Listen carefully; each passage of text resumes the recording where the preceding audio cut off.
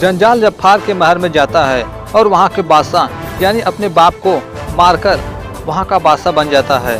तभी नजूमी के बताने पर जंजाल और ताकतवर बनने के लिए, सच्चाई की भी ताकत हासिल करने के लिए दुर्गापुर की राजकुमारी के साथ शादी करने के उद्देश्य से राजकुमारी सुनैना की मर्जी जानने के लिए सुनैना के पास जाता है।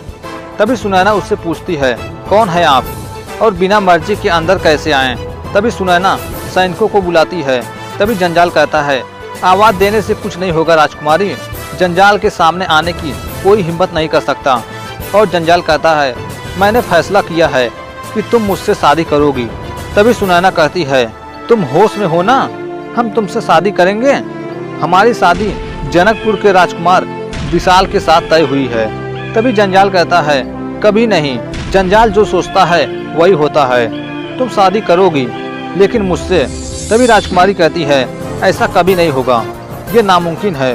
तभी जंजाल कहता है, नामुमकिन को मुमकिन बनाना जंजाल को अच्छी तरह आता है और कहता है, मैं चाहूँ तो अभी इसी वक्त तुमसे शादी कर सकता हूँ, लेकिन मैं ज़बरदस्ती से नहीं, मैं शादी करूँगा तो तुम्हारी मर्जी से।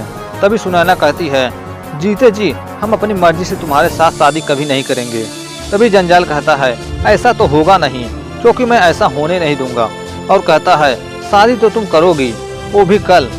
तभी वहाँ सुनैना का छोटा भाई आता है और कहता है, कौन हो तुम? तभी जंजाल कहता है, यह तो मैं भी जानना चाहता हूँ कि कौन हो तुम। तभी सुनैना का छोटा भाई बताता है, मेरा नाम सूरज है, मैं यहाँ का राजकुमार हूँ। तभी जंजाल कहता है, तो तुम्हारे लिए एक खुशखबरी है, तुम्हारी बहन हमसे शादी करने जा रही है। तभी सुनैना कहती है, नहीं सूरज, ये शैतान झूठ बोल रहा है। तभी सूरज जंजाल पर तलवार से वार कर देता है, लेकिन जंजाल पर लगे तलवार का घाव तुरंत ठीक हो जाता है। तभी जंजाल सूरज पर अपनी जादुई शक्तियों से वार करता है और उसे पत्थर के रूप में बदल देता है। तभी सुनैना सूरज के पास पहुंचती है तो देखती है कि सूरज पूरी तरह से पत्थर बन चुके होते हैं। तभी जंजाल कहता है, मैंने इसे पत्थर बना दिया, और कहता है, तुम्हारी शादी होगी मुझसे ही होगी। और जंजाल सुनैना को 7 दिन का मोहलत देता है और कहता है, अगर तुम 7 दिन में राजी नहीं हुई तो तुम्हारे भाई को मैं हमेशा हमेशा के लिए पत्थर बना दूंगा। अब फैसला तुम्हारे हाथ में है। वहीं दूसरी तरफ दुर्गापुर की महारानी भी वहां आती हैं और वो अपने बेटे सूरज को पत्थर बना देखकर बहुत ही दुखी होती हैं और कहती हैं, क्या आप लोग यूं ही चुपचाप खड़े रहोगे? क्या मेरा बेटा यूं ही पत्थर बना रहेगा? और महाराज से कहती हैं, जाइए महाराज, उस जंजाल को पकड़ कर लाइए और उसके गर्दन पर तलवार रखकर कहिए कि वह मेरे बेटे पर किया हुआ जादू वापस ले ले और मेरे सूरज को वापस जिंदा कर दे। तभी वहाँ विशाल आते हैं और कहते हैं, जंजाल, क्या जंजाल यहाँ आया था? आप लोग चुपचाप क्यों हैं? तभी सुनैना से पूछते हैं, बात क्या है और सूरज कहाँ है? तभी विशाल वहाँ सूरज का पुतला देखता है और विशाल के पूछने पर सुनैना बताती है कि यह सब कुछ जब्बार के बादशाह जंजाल ने किया है। तभी विशाल जंजाल से युद्ध करने के लिए जा रहा होता है। तभी सुनैना उसे रोक देती है और कहती है, तुम जंजाल को नहीं मारोगे। यदि तुम जंजाल को मार दोगे तो सूरज हमेशा हमेशा के लिए पत्थर बन जाएगा और वह कभी इंसान नहीं बन पाएगा। तभी दुर्गापुर के राजगुरु कहते हैं, सूरज को फिर से जीवित करने के लिए हम में से किसी न किसी को जंजाल की जादुई दुनिया में जाना होगा। तभी विशाल जंजाल की काली दुनिया में जाने के लिए तैयार हो जाता है। तभी राजगुरु राजकुमार विशाल को रोकते हैं और कहते हैं, जंजाल के पास उसकी शक्तियों के अतिरिक्त शैतानी ताकत है, उसे तुम क्या, हम में से कोई भी खत्म नहीं कर सकता। और कहते हैं, इस प्रकृति ने जंजाल को शैतानी ताकत दी है और इसी प्रकृति ने उसकी बुराई को खत्म करने के लिए अच्छाई की ताकत बनकर एक मानव के रूप में हमारे सामने आएगा। एक वही है जो जंजाल की शैतानी ताकत को खत्म कर सकता है। तभी महाराज पूछते हैं कि आप किसकी बात कर रहे हैं राजगुरु? तभी राजगुरु बताते हैं, शहजादे यमन हातिम। वहीं दूसरी तरफ यमन में फकीर बाबा पूछते हैं कि दुल्हन तैयार हुई है या नहीं। उसके बाद शहजादे अपने शादी की अगली रस्म को पूरा करते हैं, जिसमें वे लोगों को कपड़े और दान और साथ ही कुछ सामानें भी दे रहे होते हैं, जहां पर राजकुमार विशाल भी होते हैं। तभी राजकुमार विशाल को देखकर हातिम कहते हैं, आप क्या चाहते हैं? तभी विशाल कहते हैं, मैं दान लेने नहीं आया हूँ, हातिम का नाम सुनकर यहाँ आया हूँ। सुना है कि हातिम के घर से कोई भी खाली हाथ नहीं जाता। तभी हातिम कहते हैं, दिल से भी हम यही चाहते हैं। और पूछते हैं, आप है कौन? तभी विशाल बताते हैं, मैं जनकपुर नगरी का राजकुमार विशाल हूँ। तभी हातिम पूछते हैं, पर हम आपके लिए क्या कर सकते हैं? तभी विशाल कहते हैं, मेरी ज़रूरत मेरी मोहब्बत है। मेरी मोहब्बत मुझसे कोई छीनना चाहता है। और कहते हैं, हातिम सिर्फ तुम ही मेरी मदद कर सकते हो। हातिम तुम मुझसे बचा लो। मेरी मोहब्बत के साथ साथ एक बहन की मोहब्बत भी आपसे उम्मीद लगाए बैठी है। और बताते हैं, हातिम सुनैना के भाई को जंजाल ने पत्थर बना दिया है। तभी काफ़ी समय बाद विशाल कहते हैं, मैं समझ गया कि आप क्या सोच रहे हो। आज तो तुम्हारी शादी है ना, तो तुम हमारी मदद कैसे कर सकते हो। लेकिन हातिम अपने फर्ज से पीछे हटने वाले थे नहीं और वे विशाल के साथ जाने के लिए तैयार होते हैं और अपनी शादी वहीं रोक देते हैं। उसके बाद फरिस्तान जाते हैं।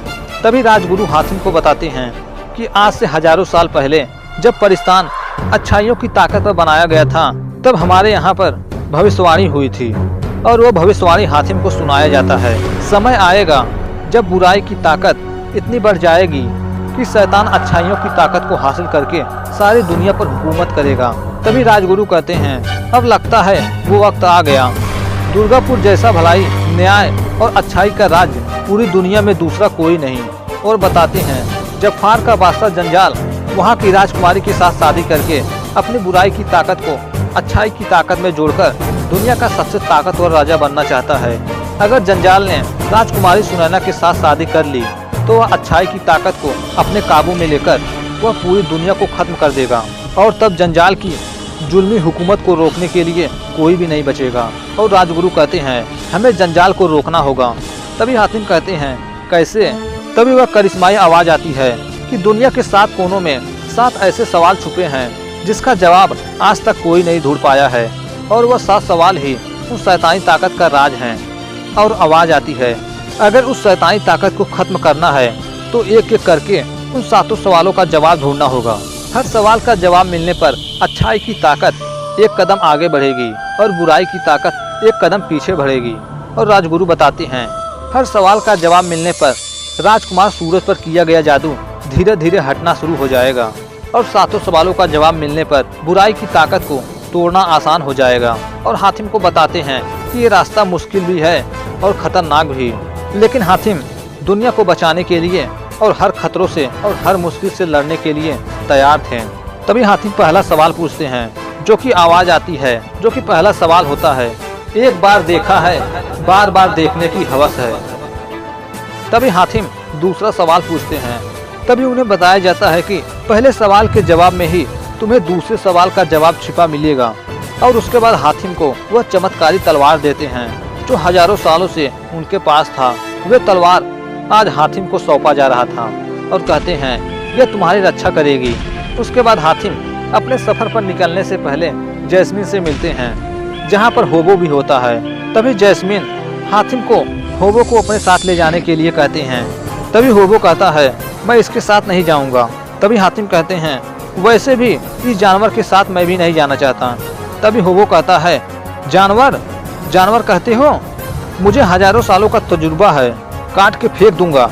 लेकिन जैस्मीन के कहने पर होबो हातिम के साथ जाने के लिए तैयार हो जाते हैं और हातिम होबो के साथ अपने 7 सवालों के सफर के लिए निकल जाते हैं।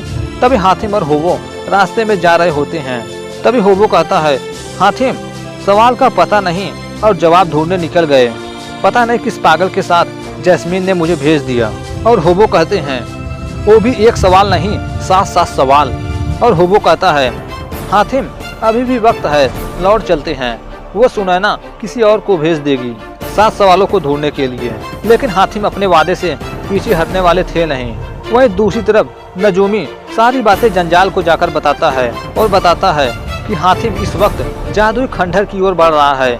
वहीं दूसरी तरफ हातिम उस जादुई खंडहर तक पहुंच चुके होते हैं। तभी वहां उन्हें किसी घोड़े के चलने की आवाज़ सुनाई देती है, लेकिन उन्हें वहां कोई नहीं दिखाई दे रहा था। वहीं दूसरी तरफ जंजाल कहता है, अब पता चलेगा हातिम को हमारे जादुई ताकत का। वहीं दूसरी तरफ अचानक हातिम पर हमला होता है और वह घुड़सवार हातिम पर हमला करके वहां से गायब हो जाता है। और वह कई बार हातिम पर हमला करके वहां से गायब हो जाता था। तभी अचानक हातिम पर हमले की वजह से हातिम जमीन पर गिर जाते हैं। तभी वह दोबारा हातिम पर हमला करने वाला होता है कि अचानक हातिम को होश आ जाता है और हातिम उठते हैं और अपने उस चमत्कारी तलवार से जमीन पर वार करते हैं, जिससे निकली शक्तियों और ताकत की वजह से वे सभी शैतान खत्म हो जाते हैं। तभी उस तलवार के नीचे की जमीन से कोई ताकत निकलती है और वह पास के तालाब में जाकर प्रकट होती है। तभी हातिम और होबो उसके पास जाते हैं और पूछते हैं कि कौन है आप। तभी वो बताता है, मैं बदनसीब इंसान हूँ, मुझे शैतानी जादूगर जलजाल ने अपने जादू में कैद कर दिया था। और कहता है, तुमने मुझे आकर आज़ाद करवा दिया, मैं तुम्हारा एहसानमंद हूँ। तभी हातिम कहते हैं, एक दूसरे की मदद करना इंसानियत का फर्ज होता है, एहसान नहीं। तभी वह कहता है, तुम्हारी बातों से लगता है तुम बहुत ही नेक और अच्छे इंसान हो। और उसके पूछने पर होबो बताता है कि ये यमन के शहजादे हातिम हैं। और हातिम कहते हैं, मैं 7 सवालों का जवाब पाने के लिए निकला हूँ ताकि राजकुमारी सुनैना के छोटे भाई की जिंदगी बचा सकूँ। तभी उनके पूछने पर हातिम उसे पहला सवाल बताते हैं कि एक बार देखा है, बार बार देखने की हवस है। और हातिम कहते हैं, मुझे समझ में नहीं आ रहा है कि मैं कहाँ जाऊँ। तभी वह हातिम की मदद करता है और हातिम को एक नक्शा देता है और कहता है, यह नक्शा जादुई नक्शा है। और बताते हैं कि वह जो समुंदर से घिरा जो टापू है वह सुल्तान अजलाफ का टापू है। और कहते हैं, तुम्हें उस समुद्र को दिन में ही पार करना होगा, क्योंकि सूरज डूबने पर वह समुद्र आग का समुद्र बन जाता है। वहीं दूसरी तरफ जंजाल सोच रहा होता है कि आखिर हातिम मेरे खंडहर से बच कैसे निकला। तभी नजूमी कहता है, तो क्या हुआ जंजाल, लेकिन हातिम बचकर जाएगा कहाँ। वह असलाफ के टापू की ओर निकला है और कहता है कि वह असलाफ तो आपका गुलाम है और वह वहाँ से बचकर बाहर नहीं जा पाएगा। वहीं दूसरी तरफ समुंदर से घिरे असलाफ में जश्न हो रहा होता है। तभी वहाँ जंजाल आता है और अजलाफ कहता है, मेरे आका जंजाल, हुक्म कीजिए। तभी जंजाल कहता है, तुम्हारे रियायत की ओर कोई 2 आदमी आ रहे हैं, तुम्हें उन्हें खत्म कर देना होगा। तभी अजलाफ कहता है, जो हुक्म मेरे बादशाह। वहीं दूसरी तरफ उसी रात उस मुल्क अजलाफ के समुद्र के किनारे पहुंच जाते हैं। वहीं दूसरी तरफ वे दोनों मुल्क अजलाफ के समुद्र के किनारे पहुंच जाते हैं। तभी होबो कहता है, हातिम, ये तो समुंदर आग का समुंदर है। तभी हातिम कश्ती बनाने के लिए कहते हैं। तभी होबो कहते हैं, कश्ती, तुम्हारा दिमाग तो खराब नहीं हो गया है? इस आग के समुंदर में कश्ती लेकर उतरोगे तो कश्ती के साथ हम भी राख हो जाएंगे। तभी हातिम कहते हैं, मैं सुबह की बात कर रहा हूँ, रात को हम कश्ती बनाएंगे और सुबह होते ही हम अजलाफ की ओर निकल जाएंगे। उसके बाद हातिम रात को कश्ती बनाते हैं। तभी होबो कहता है, तुम समझ क्यों नहीं रहे हो, यहाँ हर पल खतरा है, ये आग का समुंदर। तभी हातिम कहते हैं, सुबह होते ही ये पानी का समुंदर बन जाएगा। तभी होबो कहते हैं, जब शाम को सूरज ढलेगा तो ये फिर से आग का समुंदर बन जाएगा। हातिम कहते हैं, तब तक हम उस पार जा चुके होंगे। तभी होबो कहता है, अगर हम उस पार नहीं जा पाए तो। तभी होबो जैस्मीन को वहाँ बुलाता है और हातिम की शिकायत करता है और हातिम के साथ समुंदर के पार जाने से मना करता है। तभी जैस्मीन के समझाने पर होबो हातिम की मदद करने के लिए तैयार होता है और उसके बाद जैस्मीन वहाँ से चली जाती हैं। उसके बाद वे कश्ती बनाते हैं। तभी सुबह होता है और वे दोनों कश्ती पर बैठकर समुंदर के रास्ते अजलाफ मुल्क की ओर निकल पड़ते हैं। तभी होबो कहता है, एक बात याद रखना, अगर हम सूरज ढलने से पहले उस पार नहीं पहुँचे तो अजलाफ महल में हम नहीं, आग के भुने हुए तंदूरी पहुँचेंगे, हम तंदूरी पहुँचेंगे। वहीं दूसरी तरफ अजलाफ का बादशाह कहता है, हातिम नहीं जानता कि उसका सफ़र कितना लंबा और मुश्किल है, मैं उसके सफ़र में मुश्किल और बढ़ा दूंगा। और वह तभी अपने समुद्री शैतान को बुलाता है और उसे हातिम को रात होने तक उसी समुद्र में रोकने को कहता है। वहीं दूसरी तरफ हातिम अपना सफ़र आधा से ज़्यादा पूरा कर चुके होते हैं और उन्हें अचानक अजलाफ का महल भी दिखाई देने लगता है। तभी अचानक उनके सामने वह समुद्री शैतान आता है और वह हातिम को आगे बढ़ने से रोकता है। तभी हातिम का कश्ती पीछे जाने लगता है। तभी होबो कहता है, हातिम, हातिम, सूरज डूब रहा है। तभी अचानक सूरज डूब जाता है।